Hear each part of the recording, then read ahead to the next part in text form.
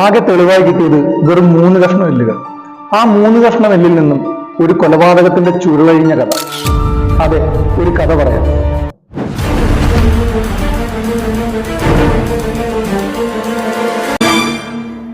വർഷങ്ങൾക്ക് മുമ്പ്, ഒരുപാട് വർഷങ്ങൾക്ക് മുമ്പ് ഒരിക്കൽ ഈജിപ്തിലെ ഒരു ഗ്രാമത്തിൽ കടുത്ത ജലക്ഷാമം നേരിട്ടു.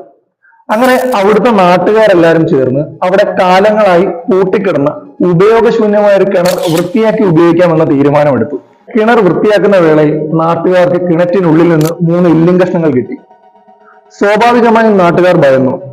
കാലങ്ങളായി ഉപയോഗശൂന്യമായ കിണറായതുകൊണ്ട് വല്ല മൃഗത്തിൻ്റെതാണോ അതോ മനുഷ്യന്റേതാണോ എന്ന്. പോലീസുകാർ വന്നു, എല്ലിൻ കഷ്ണങ്ങൾ ശേഖരിച്ചു.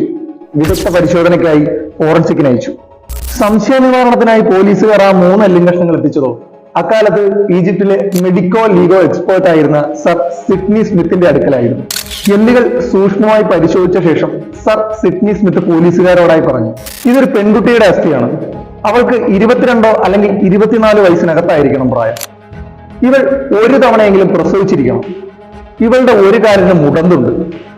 ചെറുപ്പത്തിൽ പോളിയോയോ മറ്റോ ബാധിച്ചതാകാം. കേട്ടുനിന്ന പോലീസുകാർ പരസ്പരം നോക്കി. വെറും 3 എല്ല് കഷ്ണം കണ്ടിട്ട് ഇയാളിത് എന്തൊക്കെയാ വിളിച്ചു പറയുന്നത് എന്നുള്ള നിലയിൽ. ഇത് കേട്ട് അമ്പരന്ന് നിന്ന പോലീസുകാരോടായി സ്മിത്ത് തുടർന്നു, ഇവൾ വെടിയേറ്റാണ് മരിച്ചത്.